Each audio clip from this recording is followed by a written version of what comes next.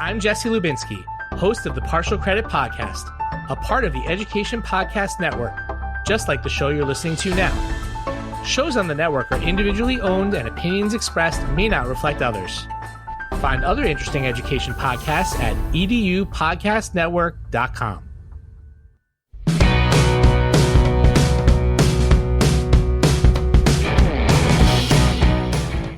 Welcome to episode 115 of the Google Teacher Podcast, your source for the latest Google for Education news, tips, tricks, and ideas you can use in class tomorrow. I'm Matt Miller from Ditch That Textbook. And I'm Casey Bell from Shake Up Learning. And in today's episode, we are going to dive into something that's become more important, I think, every single day, and that's social emotional learning and being able to connect with our students and using Google tools to support that. So we're going to jump in and explore some ways that we can do that and make better connections with our students and help support them during these uncertain times. We're also going to share a few things from the blog. We've got some Google News and updates. Y'all, updates every single day, it seems like. And we also have some tips from the blogosphere, I believe. So you ready to get this going? I am ready. Let's do it.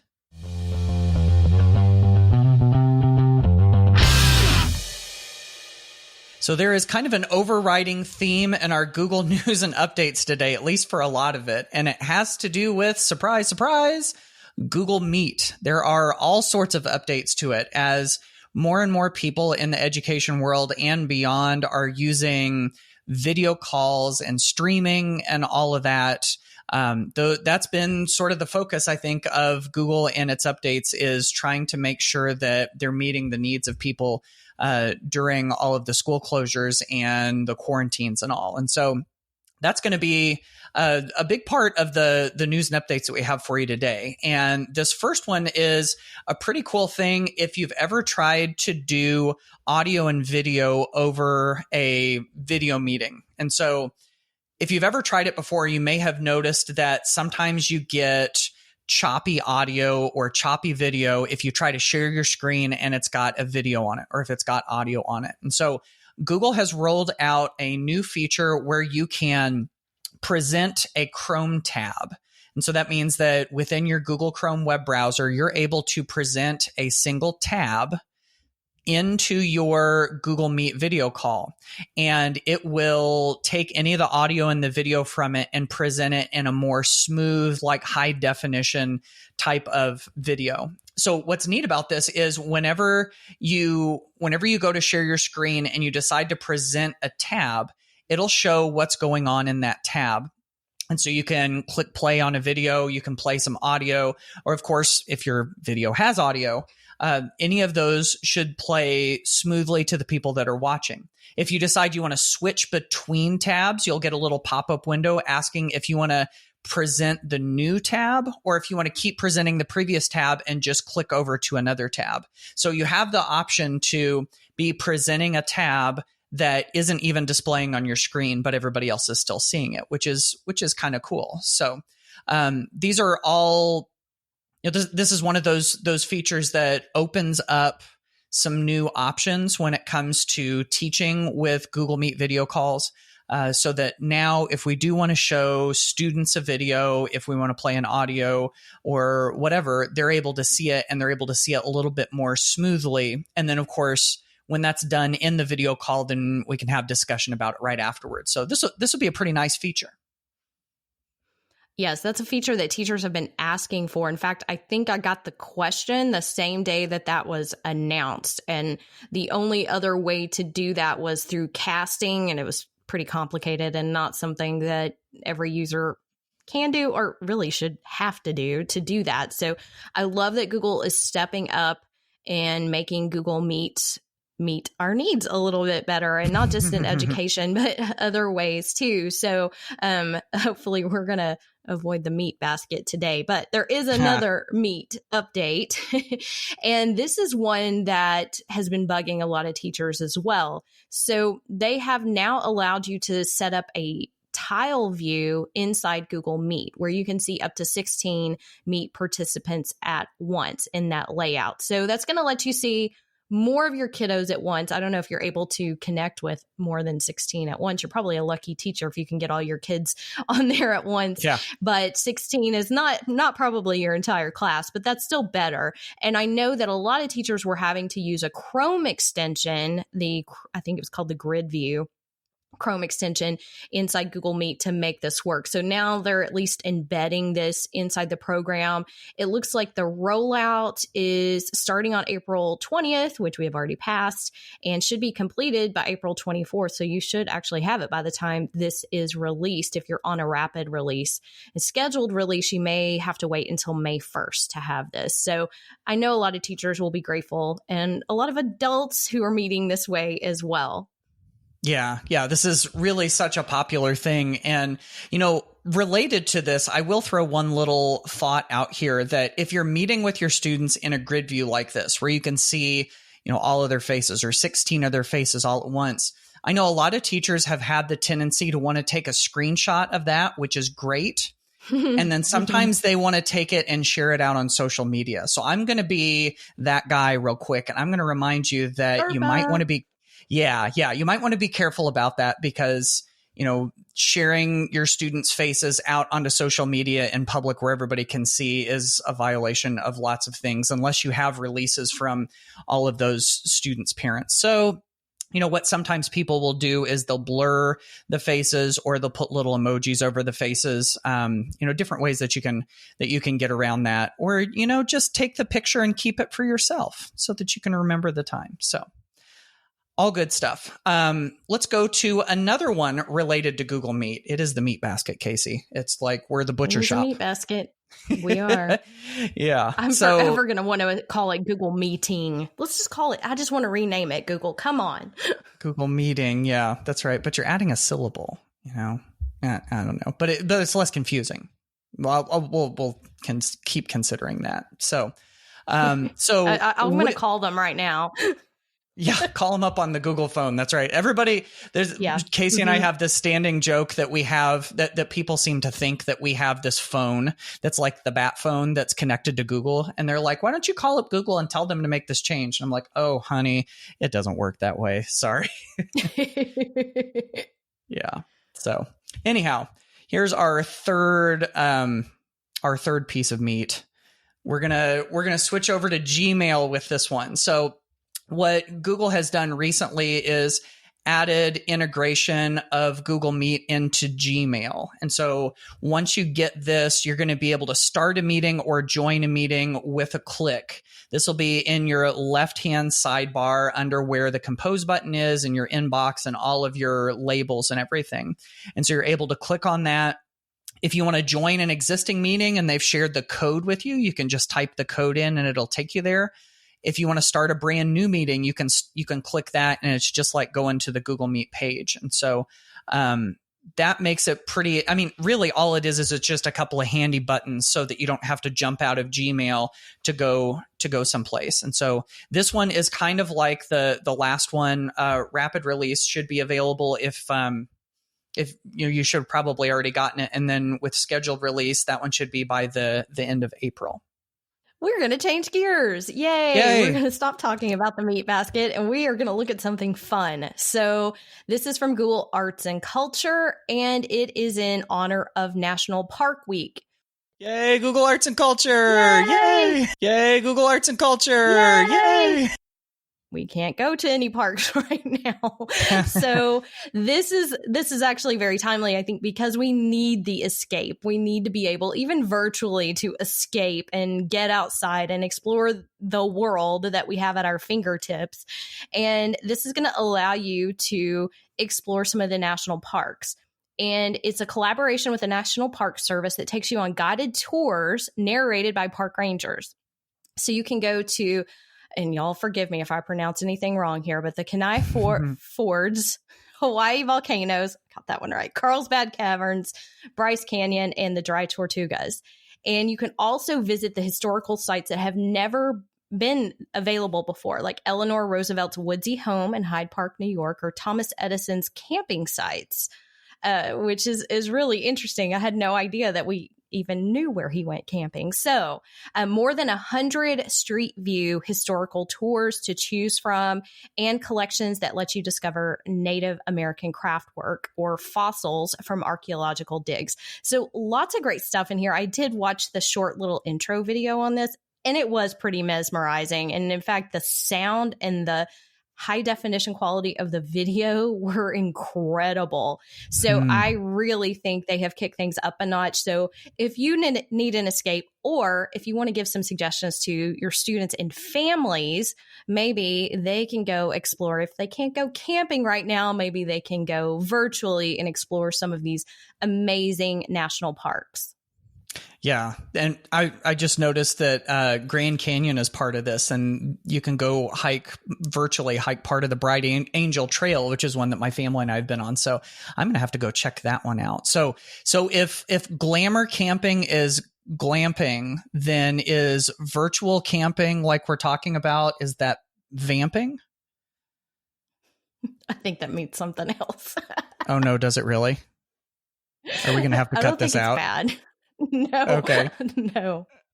Oh, no, vamping, like making something up, right? Oh, okay. I was afraid I'd said something bad. Am I making up? Am I making up a new word right now? I don't think so. Someone will let us know. I'm pretty sure. All right. Oh man, we may have a little bit of cabin fever. Yeah, this is kind of falling off of the wheels here. So if you're interested in any of the links to anything we've talked about, head to our show notes at googleteacherpodcast.com/115.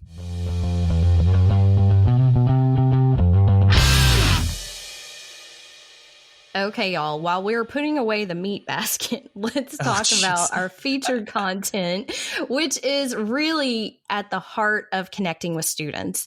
And that can be really difficult right now. I know a lot of my teacher friends are struggling. I still have some teachers who haven't been able to even get in touch with some of their students. And when you are getting in touch with them, particularly, let's just say the teenagers, can sometimes be a little bit difficult, and we're all struggling. You know, Matt and I were even sharing some personal stories before we started that there's a lot of pressure right now on everyone from the little bitty ones to the adults. There's so much going on. There's so much pressure to perform in this new environment. There's so much pressure to get back to normal, and I kind of feel like we need to help students connect in new ways and get that social interaction in some of the ways that we can, even virtually. And Google tools are great at helping us do that. And even Google Meet that we were talking about earlier is one of the tools that will definitely be talked about during this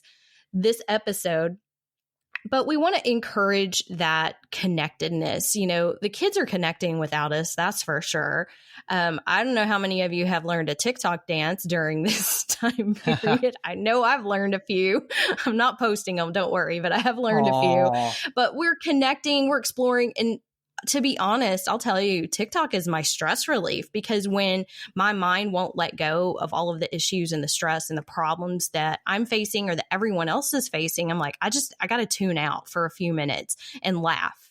And that lets me laugh. That entertains me. That, you know, helps us kind of make fun of our own issues right now.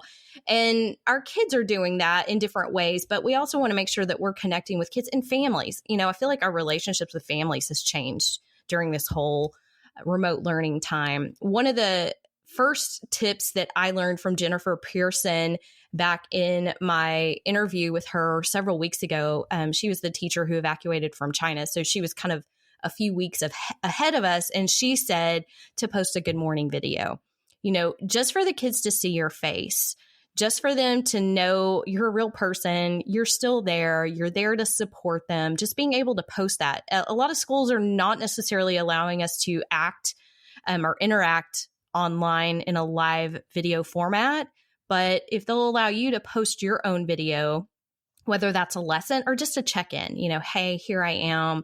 And I know a lot of teachers are also doing some virtual office hours. You know, hey, I'm going to be online for 2 hours. And if you want to come in, talk about your assignment, or just say hello, just let me know how you're doing. You know, just have those emotional check-ins. You know, what's your mood? You know, even with the little ones, sometimes it might be an emoji that helps them express how they feel at the moment. And just knowing how each other feels can help us support each other during this rough time. Yeah, no, you're exactly right. I think, I think that those video calls, those Google Meet video calls can be a really important part of that. And the reality is, so many of the teachers that are using these, I think in the best ways, at least in my opinion, are the ones that are using them for those check-ins and for the time to, really build community, get the students together and help them to see each other's face and hear each other's voice. And, just to kind of check in, that's really one of the roles that school plays. But whenever we're in school physically, we don't really actively think about that role as much. And that is the ability to help students to grow and develop socially as well. And so whenever we're not there in person, then, either there's got to be a replacement for that, a way to do that, or it just sort of falls off. And so, getting the class together in a meeting to just check in or to see what they've been doing, or even to hear from each student and, just have them talk about what they've been learning and what they've been doing. There are some other fun things that you can do with some of those video calls too. I co-authored a post with Holly Clark, who co-authored the Google Infused Classroom. She's been on the show before. And we talked about some of the ways that you can use video calls and video meetings with students. And she came up with a handful of really fun ones. So for instance, I'll throw a couple of the ideas out that we had in that post. One was a would you rather debate. So you take one of those questions like, would you rather have a snake or a turtle as a pet? Would you rather eat a 1 pound hamburger or a 1 pound chicken sandwich? Or, something crazy like that. Having some little fun debates like that could be good. You could even play a 20 questions game where you have somebody try to think of something or, whatever, and have everybody ask questions to try to narrow it down. How about movie reviews or Netflix reviews? Like, what are you watching on TV? And what do you think about it? And, obviously a lot of those things that are out there do have some educational value to them. So that could work. Holly even threw one in about virtual talk shows. I thought this was so much fun. Having someone be the kind of like the host and then bringing in guests to talk about it. And of course, the guests could be the students. So lots and lots of different things that you can do with those video calls. But I think that is definitely a really good medium for building up those relationships, building that sense of community, and helping students just to feel like things are normal a little bit more, maybe laugh a little bit in a place that they might not. Really, really like those ideas. And it's okay. Like, these are exceptions to get off topic, right? I feel like that's, we're not just able to deliver everything the way that we were. We can't replicate the school day. And you know what? I think it's okay sometimes to get off topic, even when we're in the classroom. But I have seen some really fun coordination between students to do things for their teachers or to surprise their teachers on those video calls. So sometimes it's not just coming from the teachers. Sometimes it's coming from the students. I have seen them get together and coordinate their own little TikTok dances and things too.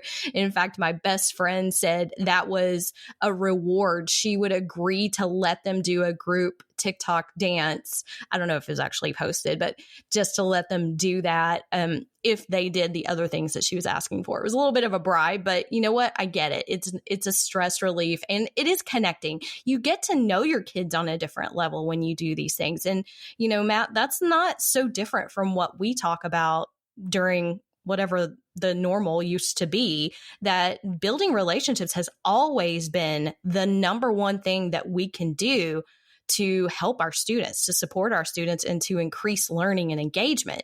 So this is not a new thing. It's a new medium, but we are finding some new ways to do this. This also made me think of my friend Lisa Johnson. So shout out to the Tech Chef for you. If you don't know Lisa, you should.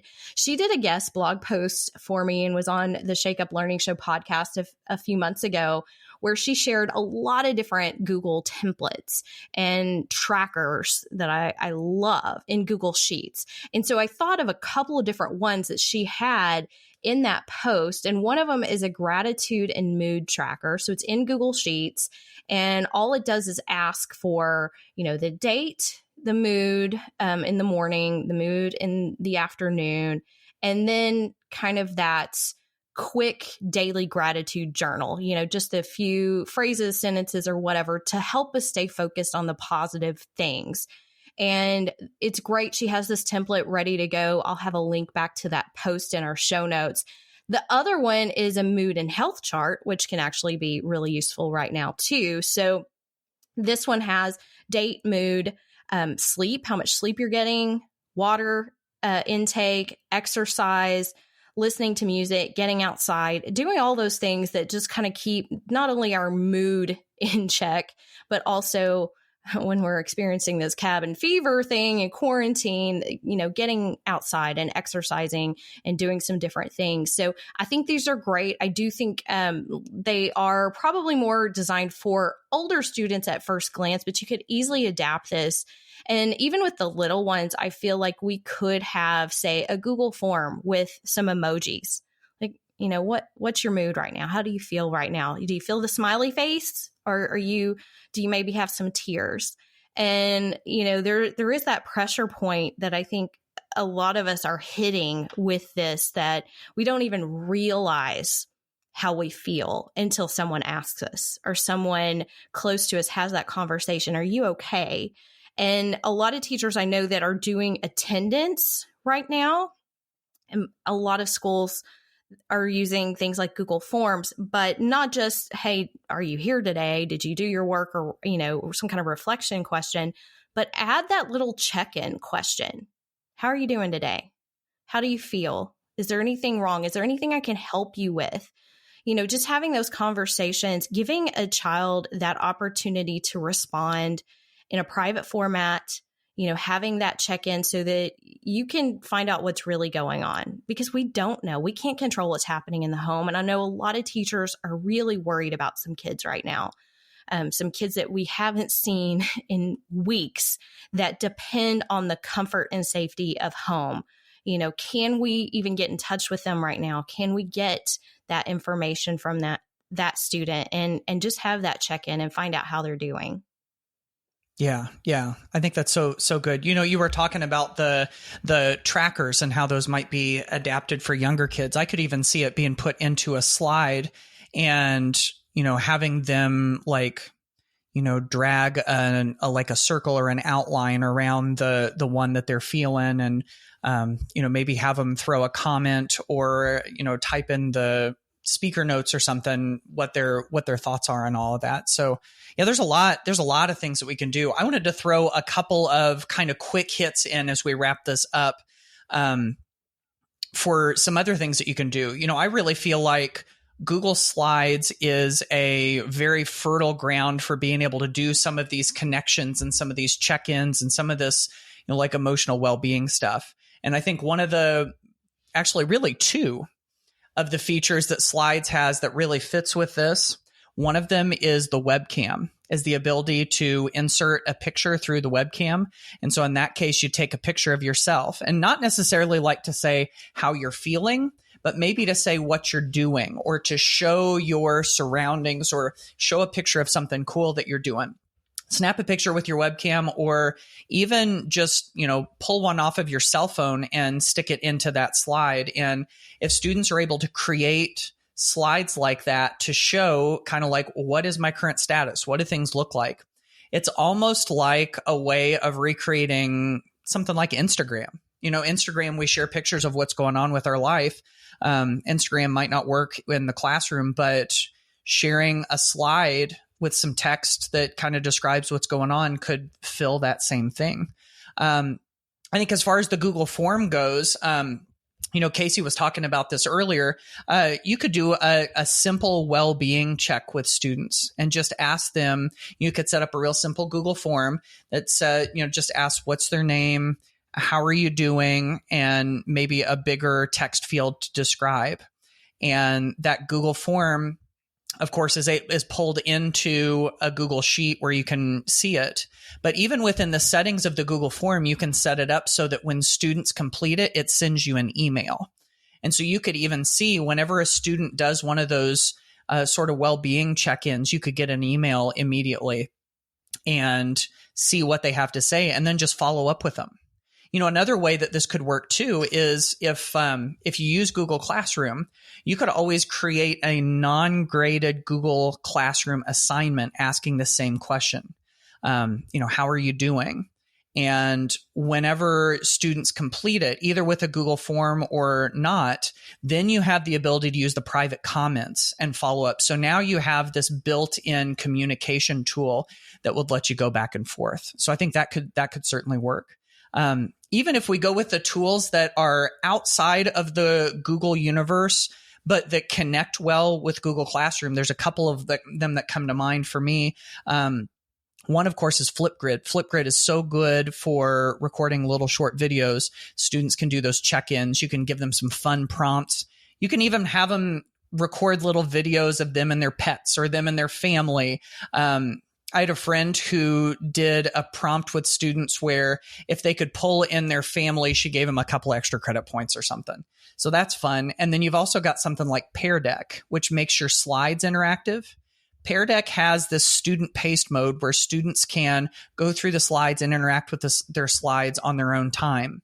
And if you pull in some of their templates that they've got for social emotional learning, that ask some of these very questions, you pull some of those templates in and ask students those questions, they can interact with them on their own time. That could work really well too. So my goodness, there are lots and lots of things that we can do when it comes to building those connections with students. Absolutely. And I feel like there's some teachable moments that are popping up as well. So with the connections, with concerns about privacy and safety, these are also opportunities to begin having those conversations with students about what is appropriate online behavior. How do we keep ourselves safe? Those things have become extremely apparent at the moment. And so I just wanted to mention the Applied Digital Skills program from Google that is online curriculum and ready and available for students. Now, there is an actual lesson on, actually, I think there's several lessons on different types of like cyberbullying and safety and different things like that. But that's a great resource if students are looking just for some of that enrichment, or if you're having some of those conversations, you might be able just to share some of that information on the fly, just to remind students what's acceptable, what we should be doing to protect ourselves, and why we can and can't do some of the things that we're doing. The other thing that I wanted to mention just real quickly is I feel like there's more people using Google Classroom than ever right now. So Google Classroom is another place that even in just a message that we can communicate with students, whether that's through a private comment, maybe that's where we can get our check-in, or if you allow students to post and comment, which during something like this, I normally encourage teachers to at least try it. But if you allow students to post and comment, they could share things on the stream and post their own, ideas and connections, and allow them to connect with each other in a way too. You can mute individual students, by the way. You don't have to turn that feature completely off just for that one student who refuses to be appropriate during that time. So just thought I would mention that. Tons of ideas. We'd love to hear from you too. How are you supporting some of these social emotional learning and skills during this time period? How are you connecting with your students? Of course, we've got links to everything in our show notes at googleteacherpodcast.com/115. There's a letter in your mailbox. Hey, you know what? This is all your mail. Hey, maybe I'll give you a call sometime. You've got mail. Okay, folks, it's mailbag time. So first one we've got for you is a voice message that we got from a listener who had a question about using Classroom and Meet. So take it away. Hi, Matt and Casey. I have a question about Google Meet. I have enabled the Google Meet on my Google Classrooms. And so students can access this by going to the top banner or underneath in the classwork, or at the top of the classwork part. But I was wondering if there was a way to go in Google Calendar and set up a scheduled time, because when I do that, it assigns a different Google Meet location. So then the students aren't going to the same spot. So my workaround is I go down to the description and there's a spot to enter a link. And so I do it that way, but it doesn't allow me to enter my Google Classroom Meet, if that makes any sense. All right. Thank you. I enjoy your show and it's helped quite a bit. And I shared out with the rest of the teachers at school. Thanks. Yeah, so there's a couple of things in this that I think are really good. One is this person mentions the Google Meet link that is accessible from the top banner of Google Classroom. And by the way, I know we talked about that recently. If you're not familiar with that, if your district admin has enabled that, you can go into an individual class and click the settings button, and there's a place where you can enable that Google Meet meeting room, basically. And that's the one where you and your students can meet whenever necessary. And so, I think just asking students to go click that button whenever it's time for, whatever it's time for your class to meet is probably a pretty easy way to do it. Now, of course, if you're using Calendar and it does generate that other link, that could be just as simple as, continuing to tell the students, hey, if that link shows up, don't go to that link, just use the one up in the banner. So I think those are a couple of easy things. And like she says, putting a link down in the description, you say, hey, use this one instead. I think those are some pretty easy workarounds. But yeah, I think those would definitely work. We hit on this last week, but there's so many new users or newer users who haven't tried to do some of these things in Google. So we are seeing some of those questions that come up time and time again. And we have a question here from Melissa Burns in South Carolina. She sent this via email and she says, I don't know about anybody else, but my Google Classroom stream is about to drive me crazy. I was always getting messages from parents and students that could not find certain things like links or instructions. My saving grace was discovering the materials option in the classwork page. Here I can organize important instructions, links, and even how-to videos. Did not know if this could help anyone else. I love listening to y'all every week. So thanks, Melissa. And that is definitely something that if you're using Google Classroom and you haven't taken advantage of the add materials section, or actually just when you click the create button, you can add a material. It doesn't have to be an assignment. So it's not going to be added to the grade book. It's not going to have a due date, but it's a way to organize those things. And right now, those things are probably more important than ever. The how-to videos, the instructional videos, the resources, the enrichment links that you may be sharing. I would also take that up a notch and create a topic for those things. And right now, it might even be distance learning or remote learning, resources, something like that to organize those. So Melissa and anyone else listening who needs some Google Classroom help, I'm also posting a link in our show notes to the Google Classroom cheat sheets that I created a few weeks ago that'll walk you through step by step on some of that, as well as a Google Classroom frequently asked questions page that I started. So it may have some of those quick tips. And the other thing that I think would help Melissa and the students is to bookmark the classwork page. Navigation in Classroom is horrendous. And so we end up back on the stream.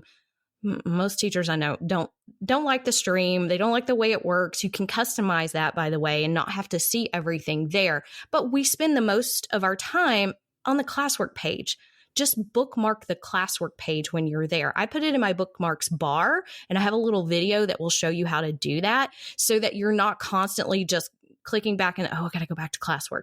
Because if that stream is confusing people, we want them to go back to classwork. I feel like that's where they're going to get the correct instructions. So I hope that helps you, Melissa.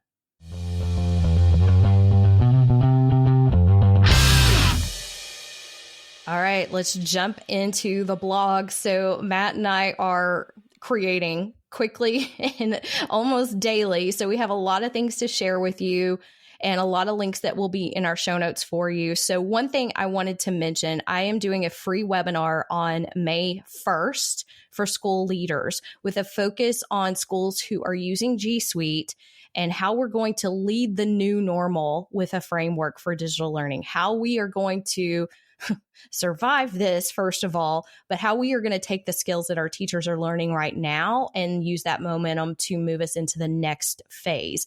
So I have the link in our show notes. You can register for the webinar. Even if you can't attend live, I'll send you the recording if you register.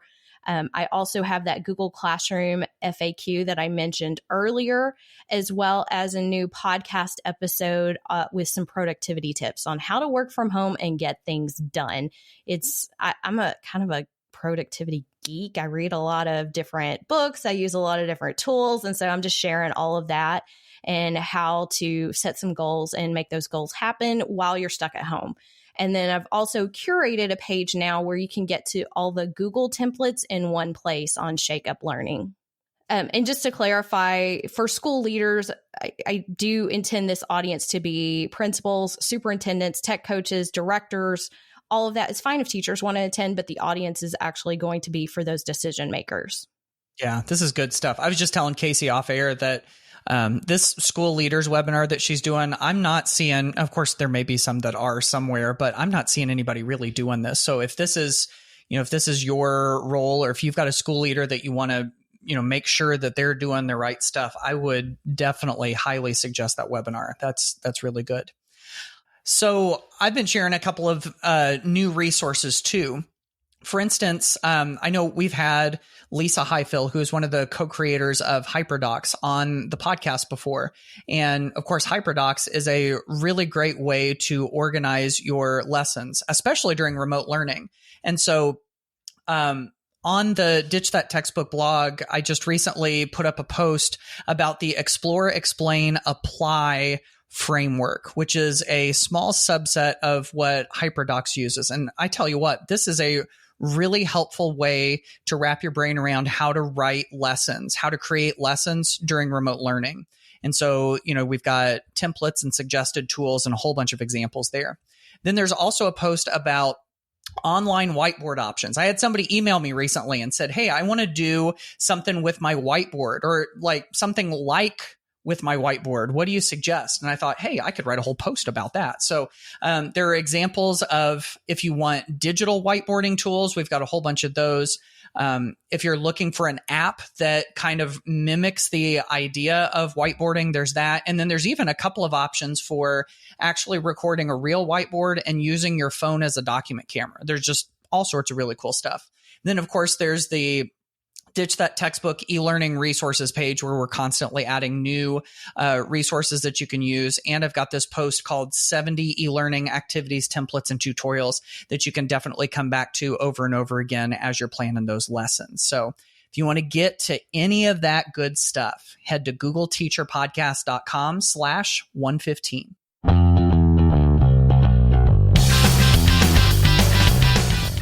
Well, hopefully in this episode, you've gotten some ideas on how to maintain those connections, maybe even build some connections.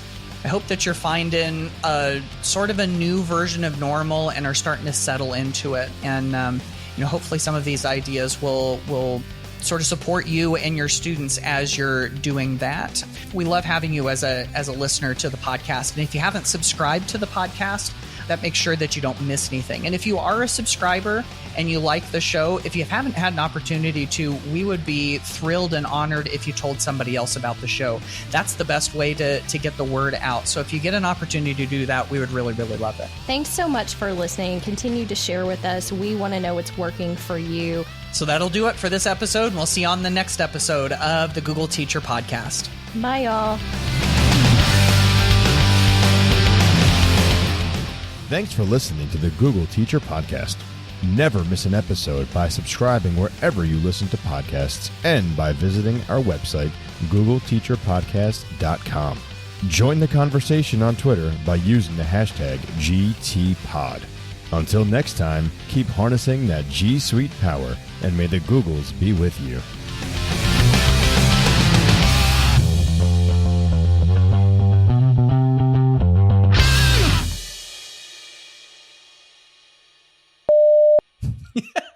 I was afraid it was like one of those weird, I don't know, something like highly inappropriate after I said it. And yeah.